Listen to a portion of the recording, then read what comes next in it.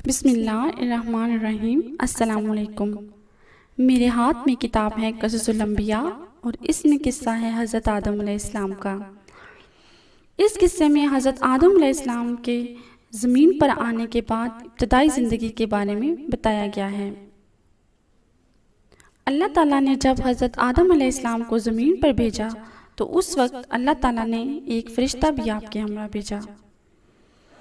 आपका जिस्म मुबारक जो जन्नत में एक नूर के लिबास में होता था, अब चंद अंजीर के पत्तों से मलबूस था। आप जिन पत्तों से को अपने हमरा लाए थे, उनसे बाद में खुशबूदार दरख्त उगाए। अल्लाह ताला ने आपको 7 गंदम के दाने दिए थे, जो आप अपने हमरा जन्नत से लाए थे।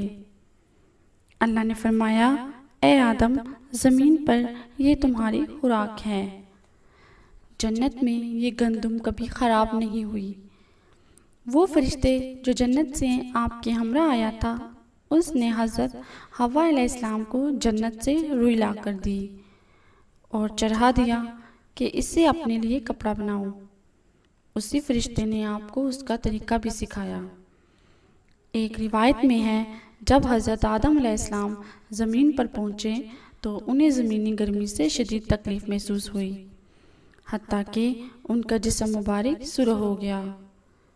फिर कुछ वक्त के बाद आपको भूख लगी और आपने उसी गंदम को खाना चाहा। हज़रत जिब्राइल तशरीफ़ लाए। ये उनके सिलसिला वही की इब्तिदा थी। हज़रत जिब्रील अल्लाह का फरमान लेकर हाजिर हुए। आप इस गंदम को नहीं खाएंगे, बल्कि इसको ज़मीन में बोएं और इस पर हल चलाएं। जब ये पककर तैयार हो जाए तो फिर इसे खाएं। आपके हमरा एक बैल भी था। आपने हज़रत आदम को ज़मीन में हल चलाने और बीज बोने का तरीका भी सिखाया। हज़रत आदम अलैहिस्सलाम ने ज़मीन पर हल चलाना शुरू किया। शदीद धूप थी, पसीने से आप तर हो गए और भूख से बुरा हाल था। उधर बैल भी थक गया और चलते चलते रुक गया। आपने उसकी रस्सी खींची ताकि वो चल पड़े। बैल बहुत आहिस्ता आहिस्ता चलने लगा, हत्ता कि आपको जलाल आ गया और आपने उसे एक लाठी मार दी। वो बैल बोला, चूँकि उस वक़्त जानवर भी बोलते थे। बैल ने आसमान की तरफ सर उठाया और बोला, ए अल्लाह, आदम को गुस्सा जन्नत से निकाले जाने का है तो मुझ पर क्यों उतारते हैं? मैं तो थक कर रुका हूँ। ये सुनकर हज़रत आदम अलैहिस्सलाम बेहद अफसुर्दा हुए और हल छोड़कर एक तरफ बैठकर रोने लगे। उस वक्त हज़रत जिब्राइल हाजिर हुए, आपको तसल्ली दी और फरमाया, आप हिम्मत ना हारें और दिलजोई से काम करते रहें। हज़रत आदम अलैहिस्सलाम ने एक बार फिर हल चलाना शुरू किया, लेकिन इस मर्तबा भी सब कुछ वैसा ही हुआ और आपने बैल की शिकायत करने पर हल चलाना छोड़ दिया।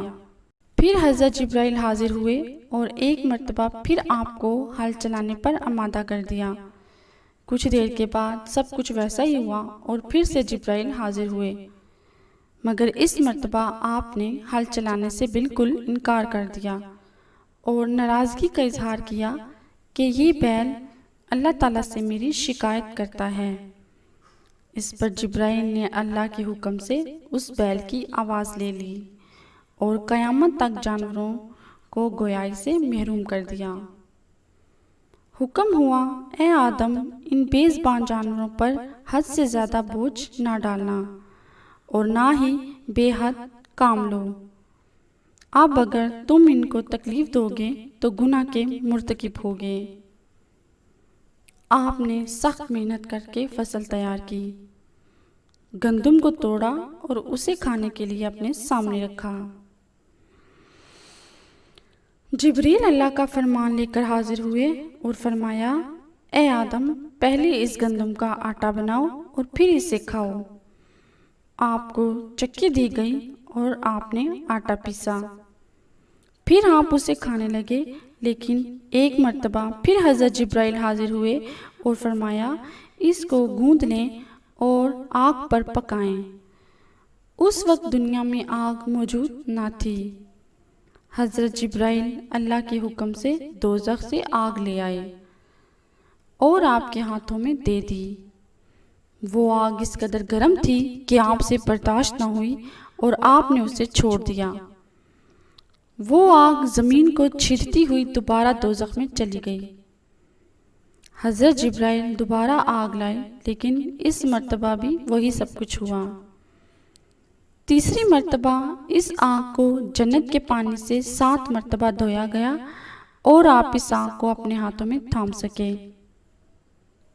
हज़रत आदम ने उस आग से लकड़ियां जलाकर आटे की रोटी पकाई और उसे तनावल फरमाया। हज़रत आदम ने 960 साल उम्र पाई। आपका गुस्ल, आपकी कफन पोशी और तदफीन फरिश्तों ने की